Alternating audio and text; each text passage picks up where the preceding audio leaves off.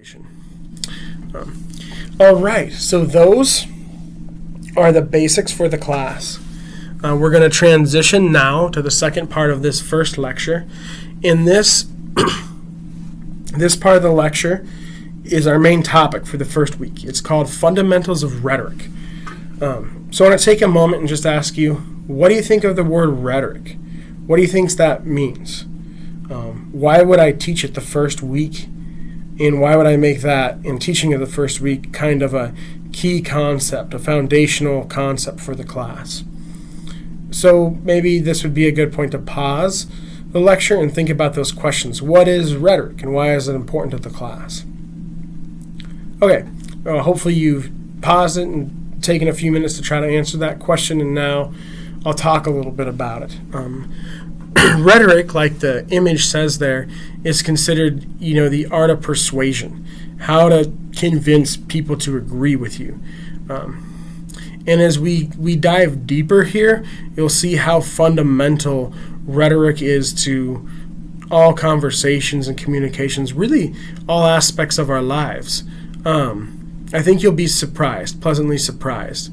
The word persuasion, which is the direct translation of rhetoric. Rhetoric's a Greek word, and persuasion is the most direct English translation, although we don't have a precise word for the Greek word rhetoric in English. Persuasion is the closest, but it's not a perfect translation. And persuasion can have kind of a negative meaning in our culture. Sometimes people think you're being manipulative. But what the Greeks really meant by it was a fundamental understanding of conversation and communication so that one can convey one's ideas well. And that's beneficial to everyone, especially you and me. So we're going to talk a little bit more about that now. I want to start by going through my teaching philosophy. Not all professors will give you their teaching philosophy on the first day, but every professor has a teaching philosophy. Even if they say they don't, they still have some methodology, a way in which they teach the class. Even if they haven't articulated it, they have some kind of framework, some kind of method for teaching the class. I like to be as transparent as possible, and I like my teaching philosophy. I think it's helpful to everyone, and I think you'll like it too. So I'd like to share it with you, but it relates to this concept of rhetoric. You'll see the connection soon. So to sum up my teaching philosophy in one sentence, I believe that culture influences writers, while writers simultaneously influence culture. It's a short statement, but a complicated one at the same time, so we're going to take a couple minutes to unpack it. Culture influences writers, while writers simultaneously influence culture. I apologize for the misspelling there. Why don't you take a minute, pause this, and think about that statement. Culture influences writers, while writers simultaneously influence culture. What do you think that means? I divide it into two parts. The first I call cultural influence. A writer's background and upbringing impact their writing. What this means is, as an instructor, I care about who you are, where you come from, what you believe, and I think that has a place in the classroom. So I'm not just here to throw my ideas at you. I want to know what you care about and see how we can make that part of your writing, because it inevitably will be. Even if I try to just push my ideas on you, we can't help who we are or how we grew up, where we come from. Those things are important, so they would enter into the classroom one way or another, and I think it's very important that we draw those out and you write about something you're passionate about and express your ideas. That can be tricky, though. People aren't always willing to listen to our ideas. And so that's the goal here, is to give you a means by which to communicate your ideas that really helps you reach people. And here we transition to the second part of it, what I call writerly influence. This is the idea that all writers possess the power to inspire or create change. So you've been influenced by these things. Maybe how you grew up, maybe an experience when you were younger really shaped who you are now. But you're not just someone reacting to the world around them. You're an agent who can create change. So Just as the culture has influenced you, you also possess the power to influence the culture. You can write something that creates change. There are obvious statements we can go to with this idea. Say, for instance, Martin Luther King's, I have a dream speech, which created all kinds of change. But change can happen on a much smaller scale than that. And part of my purpose in this first lecture is to convince you that while you probably think you seem insignificant compared to someone like Martin Luther King Jr., you do indeed possess the power to create change. It may be small-scale change, but that's important too. And so we're going to continue to talk about this. But the takeaway here from my teaching philosophy is that who you are is important, and you have the ability to create change through your writing, even in this class, especially in this class, beginning in this class. So here's an illustration. I get that a lot of people are visual learners, and I'm really down with that idea. I think that sometimes an image can almost say more than the words. And so if you look here, you'll see, the arrows going each direction. And so it's not a chicken or the egg question. It's a fluid thing. Culture is continually influencing writers, and writers are continually influencing culture, and that's the process. Who we are affects our writing, but through our writing we can create change. So hopefully the visual is helpful for you. It's helpful for me. I want to take one more minute before we kind of move on to the connection to rhetoric and just show you kind of where my teaching philosophy comes from. It's my idea, but it's been influenced by some pretty big figures in the history of rhetoric. One is James Berlin, who states that the self is always a creation of a particular historical and cultural moment. And so the idea of cultural influence, kind of one half of my teaching philosophy,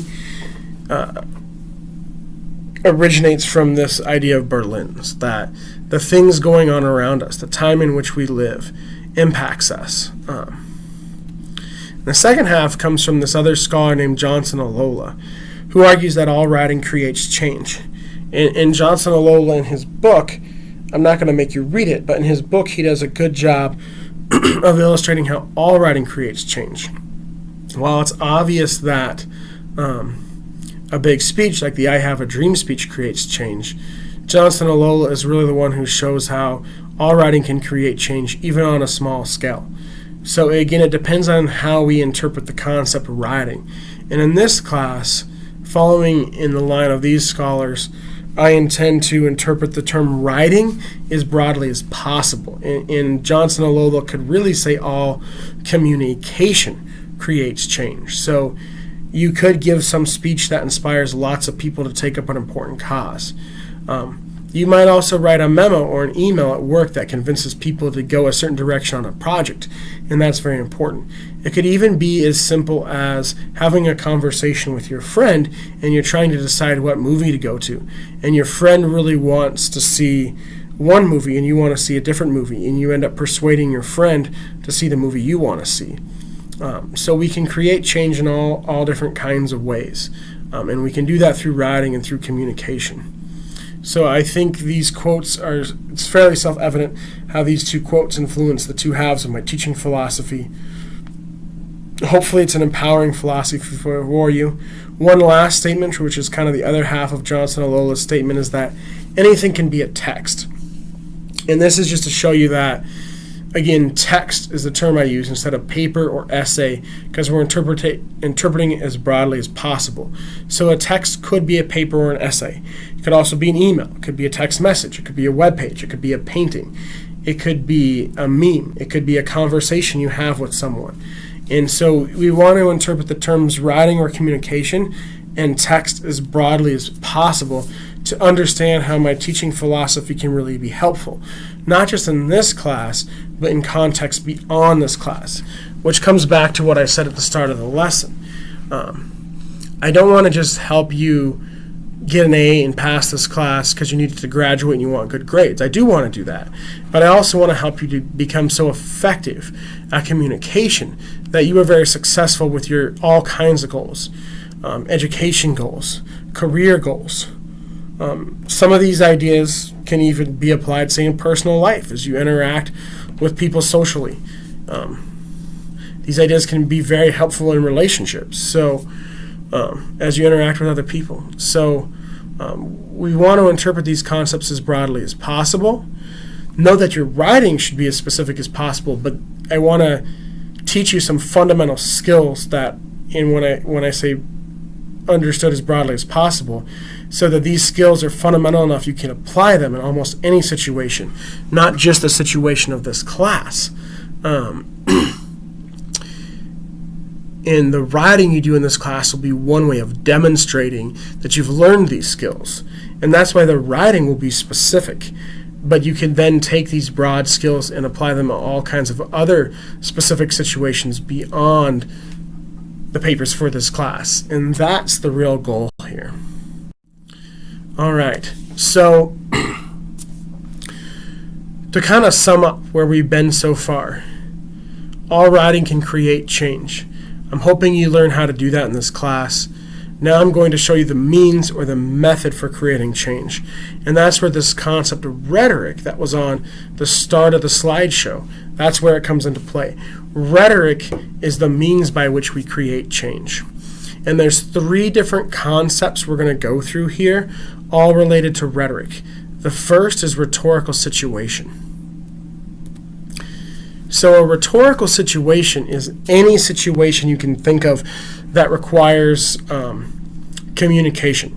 Any situation where you have an author or a communicator and an audience, someone giving a message and someone receiving a message.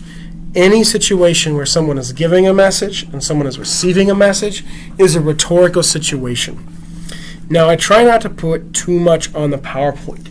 I try to keep my PowerPoints very minimal, because if I just have that spelled on the screen, that a rhetorical situation is any situation where someone gives a message and someone else receives a message, that wouldn't help you remember it as well. I'm hoping you're writing some of these types of things down as we're going through the lesson, because then you'll remember it better. And so I've given you the definition of a rhetorical situation out loud. Now I'd like to go through the different parts of a rhetorical situation, and those are the bullets I have on here. So a rhetorical situation is any situation where someone is giving a message and someone else is receiving a message. So anytime you're writing or communicating, that's a rhetorical situation. Writing a paper for a class, giving a presentation, lots of other everyday things, going on a job interview, texting your friends, convincing your parents to loan you money, convincing your friend where to go or where to eat, breaking up with somebody, planning a family vacation. The idea here is really anything can be a rhetorical situation. And as we get further in the lesson, and then as you do your discussion board, hopefully you'll start to see that. So some of the parts of a rhetorical situation. The first is purpose. You have to have a goal. What are you trying to accomplish? Do you want your parents to loan you money? Do you want an employer to hire you? Do you want your friend to go to Arby's instead of Subway? You have a purpose or a goal. A goal would be another good word, a synonym for purpose. You have an audience. So the purpose, the person sending the message has a purpose or a goal. The audience is the person or people receiving the message. An audience is very important. When we write, it's really easy to, we write in isolation. Writing is something we do by ourselves. So it's really easy to kind of just think about ourselves and what information we need for it to be effective writing. But to truly be successful at writing, we need to think about our audience. Audience is everything. So if you want to convince your parents to loan you money to buy a car, you have to think about your parents and how do you justify that to your parents. It's clear why you want the car, but it may not be as clear to them. So think about what they believe, what they value, and create a text that reaches that audience rather than you. So, but it's beneficial to you, because if you're effective, then you achieve your purpose. And the best way to be effective is to connect with the audience. So, interpreting a rhetorical situation is kind of the fundamental key to good writing or good communication, to creating change. You think about your goal, you think about your audience, what they believe and value, and then you answer the question, what do I then do to achieve my purpose, to reach this audience so that I achieve my purpose?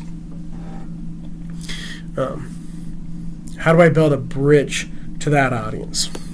There are some other aspects of the rhetorical situation. Genre.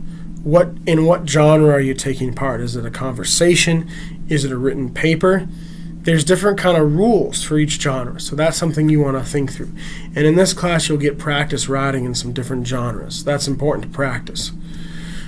What is your stance? Stance and purpose are very similar, but a stance is more of a statement, whereas a purpose is a goal. Sometimes the goal may be unspoken. Think of the stance as like the thesis statement of the paper, and the purpose or the goal is the reason why you're writing the paper. The last one is media design. What does it look like? Is it written? Is it visual? Is it some combination of both? We'll work on this in this class too. We have some assignments in here that can combine visual and written communication, because I believe in the 21st century that's key to effective communication, is combining different media, the verbal and the written. That should be part of the design of the text in the 21st century. So purpose and audience are the two most important here, and then these others are kind of other important factors, but purpose and audience are the key. And so just kind of sum up, a rhetorical situation is a situation where one is sending a message to someone else, and that message takes the form of a text. Going back to Johnson and Lola, we're interpreting the idea of a text as broadly as possible. So you have a goal, you have an audience, you produce a text that ideally will reach that audience. What goes into the text? Is it a conversation? Is it a memo? Is it a painting? What is the text? But you always produce a text in response to the rhetorical situation to try to reach your audience. We're going to go on now to the second part here, which is a little bit more about how to produce the text. And so when you create a text, whether you're writing a long paper for a class or just talking to someone, that text, that conversation, whatever it is, has some elements. You have to think about the design of that, like we just talked about. So what goes into it? Something that goes into it is rhetorical appeals. And rhetorical appeals here is kind of the second half of your reading for the week. You had 2 readings. One was all about rhetorical situation. The other is about making arguments, and that section talks about rhetorical appeals. So these are things your audience cares about. And the idea here is you're going to appeal to the things they care about. The first is credibility. And the Greek word for this is ethos. So appealing to their sense of credibility. They want you to be a reliable source. They want to feel like they can trust you. By they, I mean your audience. So depending on what the situation is, you want to present yourself a certain way. You know, in a job interview, you probably want to dress nice. In a letter to get a job interview, you probably want to use formal language, just like you would in a paper for this class. On a Facebook post, you probably don't want to use formal language. You want to use language that's pertinent to that rhetorical situation. In a class like this, it can often come in the form of citing credible sources, but that's not all there is to it, because it applies in any rhetorical situation. Next is pathos or emotion. You want to appeal to your readers' emotions. You want to get them to feel something. You're passionate about your idea. You want them to be passionate about your idea. Logos, I would argue, is the most important one. It depends on the situation, but most of the time, logos will be the most important. Logos is logical reasoning. Now, when I go over this in class, a lot of times people think of facts and statistics, and those can be good examples. But the true definition, write this down, the true definition of logos or logical reasoning is a thought process. So if you have facts or statistics, those facts or statistics prove a claim you're making, a stance. But how do they prove that stance? That's where logos comes in. That's the logical reasoning. So you have some numbers that reflect something you believe. You would then explain to your audience what those numbers mean and why they prove what you believe. And that's logical reasoning. And it doesn't have to just be facts or statistics. You can use any kind of evidence or example, a picture, a quote, anything you want. And you don't always have to use an example, but it's the thought process that explains your idea to the reader. That's logos. And obviously, say in a paper for a class like this, it's the most important one of these. In other situations, we're about to look at some commercials as examples. Ethos and pathos might be more important. But in most situations, logos is going to be most important. You're writing a letter, a cover letter, to try to get a job interview. You want the reasons you give the employer to hire you to be very logical reasons. Well, even in any situation, if it just doesn't make sense, people probably aren't going to be convinced. They'll say that doesn't make sense and move on. As important as the other appeals are, it almost always comes down to that fundamental issue. So logos is very important. The last one is kairos. The textbook doesn't talk about this one, but it's very important. So it's kind of the overlooked but very important rhetorical appeal. So I want to include it here. Kairos was the Greek god of, I don't remember what he was the god of, but he was a Greek god and he could run super fast. He was the Flash in Greek mythology, but he had a long ponytail. And the myth said that if one reached out at just the right time, they had to time it perfectly because he was so fast, but if one reached out at just the right time, they could grab his ponytail and catch Kairos, which is pretty cool. And so Kairos is an appeal to the reader's sense of timeliness, like the Latin phrase carpe diem, seizing the moment or seizing the day. You want to give an argument to your audience that's appealing right now, that appeals to their sense of the moment, their sense of what's important right now. I've had students write very good papers, but that were on very outdated topics, situations or issues that had really already been resolved. So kairos is kind of making everything fit just right, would be another way to say it. The last part here is rhetorical sensitivity, and this is really just to sum up. Rhetorical sensitivity is the ability to achieve one's purpose in a wide variety of rhetorical situations. So this is foundational, this is key to good writing, to good communication, and that's why we're studying it first in this class. So in every writing situation, you have a purpose and an audience. If you achieve your purpose, then you're effective, you found success. That's what I want to teach you to do in this class. That's my goal for this class. Rhetorical sensitivity is a term that refers to being able to find that success in more than one situation. So you might be really good at writing papers for classes. When I was an undergrad, I was really good at writing papers for classes. But I had absolutely no social skills. No one invited me to parties because I would say the wrong thing. I was very awkward. Since I've been married for 7 years now, my wife has really helped me with this. But I was a one-trick pony before my marriage. I didn't have good rhetorical sensitivity. It's still not great for me, but it's getting better. I hope that by the end of this class, you'll have great rhetorical sensitivity. Certainly one goal for this class is to write academically so that you can do well at the university, but I don't want you to just do well at the university. I want you to get a great job. I want you to communicate well with your coworkers, so on and so forth. And so the goal for this class is not just to learn to write academically, but to master rhetorical sensitivity so that you have great papers for classes, but you also write a great cover letter when you apply for a job. You do a good interview so you get hired for the job. You do well in the job when you have to write memos, when you have to give presentations, when you have to interact with coworkers, so that you have great relationships beyond that because you communicate with people well, that you write great Facebook posts, that you create great memes, that you're not a one-trick pony. That's rhetorical sensitivity. That's the goal for the class, because all writing creates change. So how do you change someone's mind through your writing? You understand the purpose, the situation, you create the appropriate text, you've mastered rhetorical sensitivity, you've created change. Hopefully it makes sense, and hopefully it's a helpful idea that you can get on board with, because if you can, I think the class can be really helpful. And obviously email me if you have any questions at all, or come by my office on campus. I'd love to talk to you. We have one last thing here. Oh, before we go to the last thing, I want to give you another illustration. And this illustrates what I just said. So you have purpose and you have an audience, and the rhetorical appeals that you incorporate into your text are how you build the bridge to that audience. So these arrows here illustrate that connection.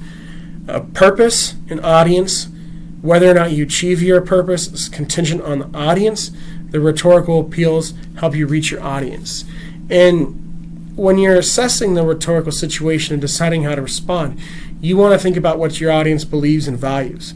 That may be very close to what you believe and value. Sometimes it may be different, sometimes it may be really different.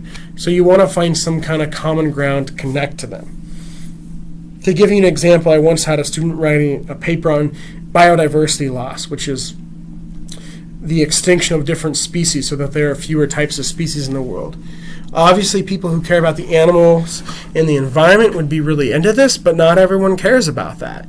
So how do you reach the people who don't? Well, this student then went on and researched the topic and learned that through biodiversity loss, people will actually get more diseases, develop more allergies. And so he was able to make an argument then that did not just reach the animal lovers, but also reached people in general, because biodiversity loss affects humanity as well. So you want to find that common ground, build that bridge to your audience. All right, so the last part of this lecture will be an example. Like I said, each lecture will be kind of a practical skill, a method, a skill, something you learn that will help you in your writing and your communication. And then we'll look at an example that illustrates it. This lecture is a little bit longer because we had that introduction to the course for the first part of it. So we're going to look at two examples. One that's a really good job of using rhetoric, and then one that's not that great of a job of using rhetoric. They're both commercials, because commercials are short, easy to analyze, just as kind of examples to illustrate this skill of rhetorical sensitivity. The first one is the Sweat It to Get It commercial series. My favorite is one where this guy goes into a 7-Eleven to buy some Gatorade, and he's not an athletic guy, as you can tell by the picture. The guy at the counter working at the store is a little more fit. He clearly works out. This guy's buying chips as well as Gatorade, so you get the idea. The guy at the counter tells him you can't buy these. And he says, why not? He says, you have to sweat it to get it. And the guy is kind of mad. And he says, the worker says, it's not my policy, it's his. And then Cam Newton, the star NFL quarterback, comes in, and the guy's all excited, I'm seeing this celebrity. And then Cam Newton just swats the Gatorades out of his hand, so it's really funny. That's the commercial. YouTube it if you haven't seen it. Here's what we call rhetorical analysis. I'm now going to analyze this commercial and explain how it uses rhetoric effectively. So the purpose is to sell Gatorade. The audience is obviously athletes, but it could be anyone really. If you're selling a product, of course you want athletes to buy it, but you own a company, you want as many people as possible to buy it.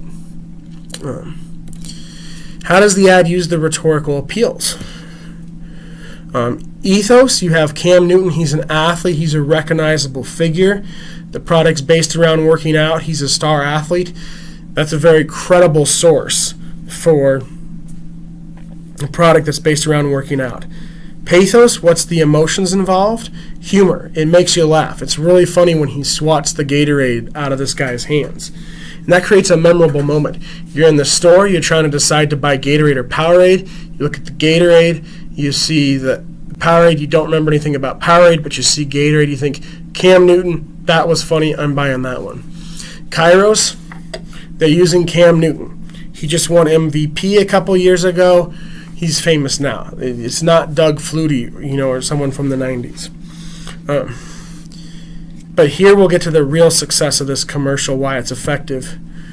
The message is sweat it to get it. Why is that effective? What's the logic behind that? It makes it sound like only certain people can buy a product. Why would someone create an ad where it says this is only for certain people, other people can't have it? Pause the lecture, think about that for a minute. What I'd say is this: even if you don't work out, even if you're not in this elite group that can buy this product according to Gatorade and Cam Newton, doesn't that make you want it? People want what they can't have. People want what they're told they can't have. If you tell someone they can't do something, they go out and do it usually. So by saying sweat it to get it, that's going to make all people, not just athletes, want Gatorade. And so there's a element of ethos there. It's a select group of which people want to be a part. And then there's some logic. Gatorade replaces the electrolytes you lose when you sweat. So it's a pretty effective ad for all these reasons, and I think it effectively markets Gatorade. These fundamental concepts apply in any situation, not just commercials, not just Gatorade commercials. So in any situation, you want to rhetorically analyze the purpose and the audience to understand what kind of text you want to create. But the writers of the ad looked at the situation and decided to create this commercial, this text with Cam Newton, and I love to hear what you think, but I think it's pretty effective.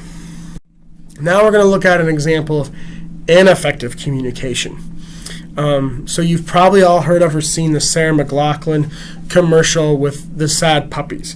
It plays her really sad, sappy, in the arms of an angel song, and it shows all these pictures of three-legged puppies, other wounded puppies. And the fact that there's this meme here, and if you Google this commercial as I did to find a meme, to find an image for a PowerPoint, you'll see lots of memes. And this commercial has really been made fun of. And so we might be able to find some ways in which it's effective, but the way it's been kind of culturally made fun of, that you can find that very easily with a Google search, really shows why it's ineffective. People feel like their day has been ruined when they watch this ad. Let's talk about why. Her purpose is to convince people to donate to the organization that helps animals. The audience is obviously animal lovers, but again, because it's an ad, anyone really, right? Like, obviously animal lovers should donate or will donate, but if they can get more people to donate, that only helps their cause. How does Sarah McLachlan use the rhetorical appeals? Well, she's a singer, she's a celebrity. It's maybe not as direct a connection to the product as Cam Newton, but there's still that kind of celebrity recognition. Pathos, it makes people sad. I don't know if that's an effective appeal. We'll talk about that, but that's the way they try to use pathos here. The logical connection is pretty straightforward. The money will help the puppies if you donate money. But that's not at the center of the ad, and I think that's part of the problem. The Gatorade commercial has a very clever concept based on logos at the center of the ad. Kairos, this is maybe one of the stronger appeals here. It's a sense of urgency. These puppies are in trouble and they need your help. Here's why I deem it ineffective. It's too long. It's almost 2 minutes. It's too much sad music. It's too many sad puppies. It becomes overwhelming to the viewer, even animal lovers. I show this in class when I teach the same lesson in the face-to-face classroom, and it's often too overwhelming for students. I turn it off after about 10 seconds, even though it's 2 minutes long, because they're like, stop, and I don't want to see it either. I once had a student say that she worked at PetSmart and loves animals, and this ad actually made her not want to give money to the organization because she said it just made her too sad. She loved animals so much, she didn't want to see them this way. So I'm not saying it's not effective on some level. I mean, I really like animals. I have a puppy named Kenny that I love. I've other dogs in the past I've loved too. And we certainly want to give to this organization out of kind of the decency of our hearts. But in terms of creating a text to try to achieve this purpose, I think it's too overwhelming for the viewers. It gives them too much. It shows them something that they love in danger, which can be compelling, and it probably works for some people. But it's not going to reach a mass amount of people the way the other ad does. And so again, ads are just kind of a quick example to show you these skills in practice. The real takeaway here is not just these ads. Those are an example. The real takeaway is I want to look at my audience, think about my goal, figure out what to do to achieve my goal. These are some examples of how other people have done that. And that's what I'll say on this final slide. We can create change through our writing, through our communication, by mastering rhetorical sensitivity. We can create change on Facebook. We can create change in conversations. We can create change by writing papers in the classroom. It takes rhetorical sensitivity to do so in each of those very different situations. So I hope that's what you're able to do by the end of this class, and that's what we're going to start working on now. So thank you for being in the class with me. I really look forward to working with you.